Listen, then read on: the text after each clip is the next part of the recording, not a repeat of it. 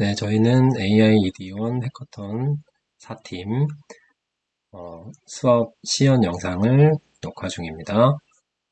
저희는 세 가지 차시로 구분해서 구성하였는데요. 자, 첫 번째 차시에서는 산념기를 구분하는 AI를 만들어 보자라는 것과, 두 번째 차시에서는 데이터를 기반으로 pH를 예측해 볼 수 있는 모델을 만들어서 실제로 적용해 보는 이 두 번째 차시와, 세 번째 차시에서는 AI가 자동화한 중화적정 과정에서 필요한 알고리즘과 그 다음에 적정의 결과를 분석해보는 그런 세 번째 차시로 구성하였습니다. 같은 학년으로 구성되어 있는 게 아니고 산과 염기에 관련된 내용 중 AI를 적용할 수 있는 부분을 적용했기 때문에 1차시는 초등학교 6학년 정도, 2차시는 고등학교 1학년에서 2학년 정도, 3차시는 고등학교 2학년, 3학년 정도에 적합한 교육과정이 포함되어 있다고 생각됩니다.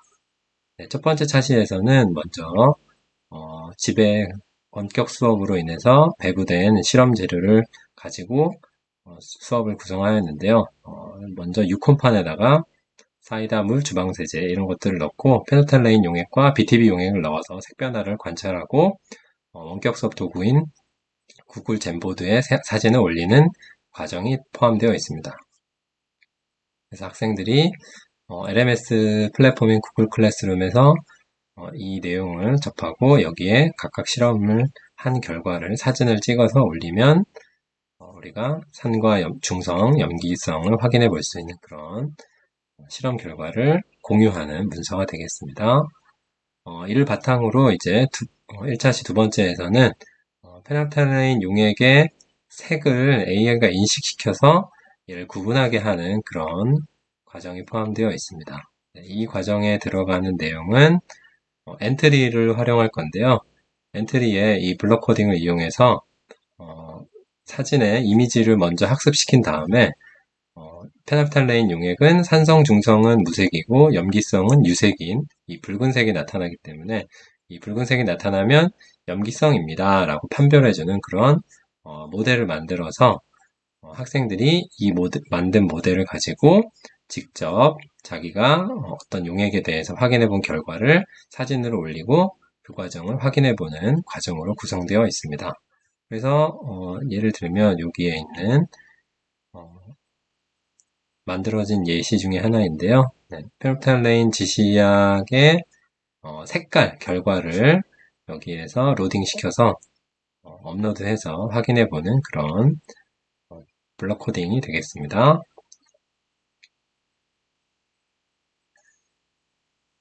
자, 엔트리에서 비디오 감지 블록, 그 다음에 음성 블록을 다 가져와야 되니까 시간이 좀 걸리므로 결과적으로는 이 내용을 가지고 확인해 볼 수 있습니다. 자, 이 용액은 염기성일까? 용액의 이미지를 올려봐. 이렇게 해서 용액의 이미지를 업로드하면 파일을 업로드 해 보겠습니다. 그래서 이런 색깔로 업로드 해 보면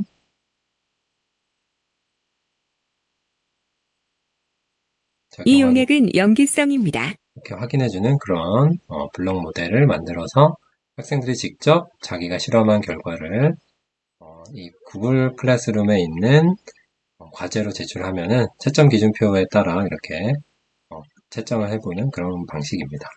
마찬가지로 BTB 용액도 마찬가지인데요. BTB 용액은 색깔이 세 종류이기 때문에 클래스를 세 가지로 나누어서 산성, 중성, 염기성으로 나누어서 구분해보는 모델을 만들고 역시 블록 코딩을 통해서 만들고 그 다음에 배부된 홈판에서 확인해보는 그런 같은 방식의 수업이 되겠습니다. 그래서 각자 캡처한 결과를 구글 클래스룸에 올리는 게 첫 번째 차시가 되겠습니다.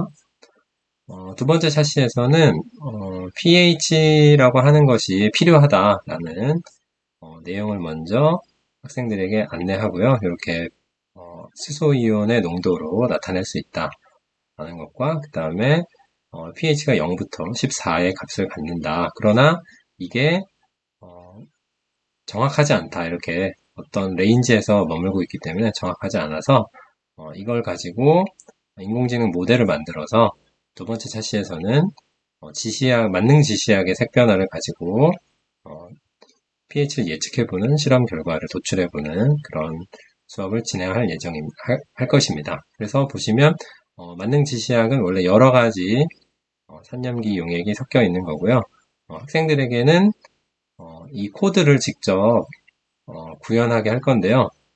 여기 보시면 여러 가지 물질들의 만능 지시약의 색변화를 나타내는 색변화가 pH로 구현되는 게 나타나 있고요. 이게 지금 케글의 데이터로 구성되어 있어서 케글에 있는 데이터를 가져와서 수업을 진행하는 방식입니다.